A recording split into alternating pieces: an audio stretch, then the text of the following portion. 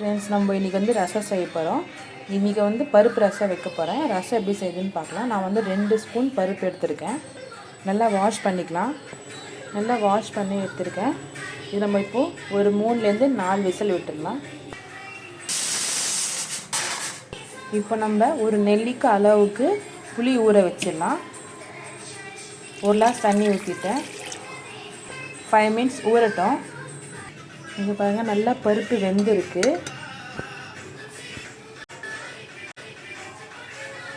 நல்லா வெந்திருக்கு.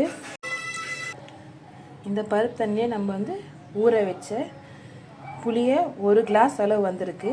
1 கிளாஸ் தண்ணியில் ஊற்றிடலாம். புளி தண்ணி ஊற்றினதுமே நம்ம வந்து 2 கிளாஸ் தண்ணி ஆற்றி சேர்த்துக்கலாம்.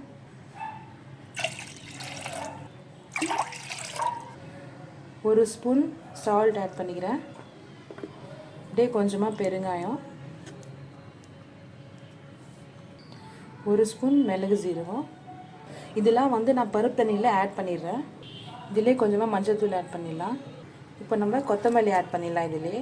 இப்போ நம்ம ரசத்துக்கு தாளிக்கிறதுக்கு என்னெல்லாம் தேவைப்படும் அப்படின்னா, தக்காளி 2 காஞ்ச மிளகா, கடுகு, சீரகம், இஞ்சி பூண்டு பேஸ்ட்டு ரெடி பண்ணிடலாம். இப்போ தாளிக்கிறதுக்கு அரை தக்காளி, 2 காஞ்ச மிளகா, கருவேப்பிலை, இஞ்சி பூண்டு பேஸ்ட் அரைச்சி வச்சுருக்கேன். நான் வந்து பெரிய சைஸ் தக்காளி இருக்கவே நான் வந்து 1/2 தக்காளி தான் போட்டேன்.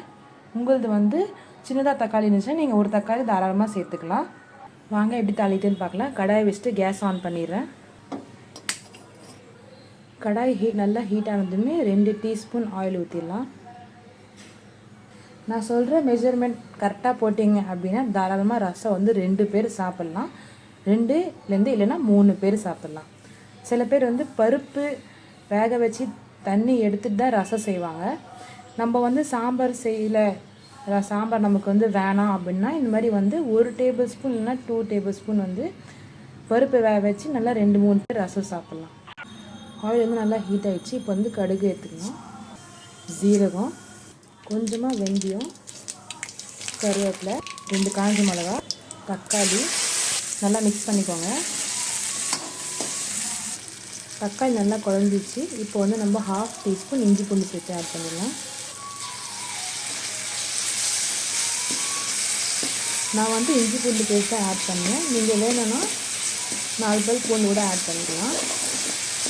இஞ்சி பூண்டு பேஸ்ட் போட்டாலும் நல்லா டேஸ்ட் வரும். ட்ரை பண்ணி பாருங்கள்.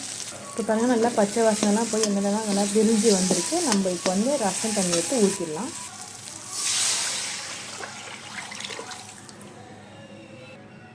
ஊற்றின அப்புறம் நான் வந்து கேஸ் கொஞ்சம் மீடியம் ஃப்ளேமில் வச்சுருவேன். ரொம்ப ரசம் வந்து கொதிக்கக்கூடாது.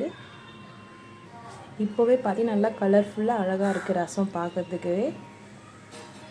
ஒரு ஆளுக்கு என்னடா இந்த மாதிரி வந்து பருப்பு தண்ணியில் எப்படி ரசம் வைக்கிறது அப்படின்னா, நான் சொல்கிற மெஷர்மெண்ட்டில் பண்ணிங்கன்னா கரெக்டாக ரசம் வந்து அதை தக்காளி ரசம் செய்கிறத விட இந்த ரசம் செஞ்சு பாருங்கள், நல்லாயிருக்கும்.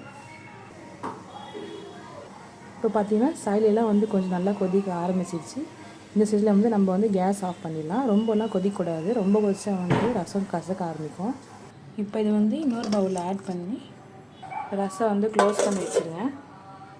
ஏன் க்ளோஸ் பண்ணுறேன் அப்படின்னா, அதோட வந்து டேஸ்ட் வந்து சீக்கிரமாக போகாது, நல்லாவும் இருக்கும். டேஸ்ட் பண்ணி பாருங்கள். வீட்டில் செஞ்சு பார்த்துட்டு எனக்கு கமெண்ட் பண்ணுங்கள். தேங்க்யூ, பாய்.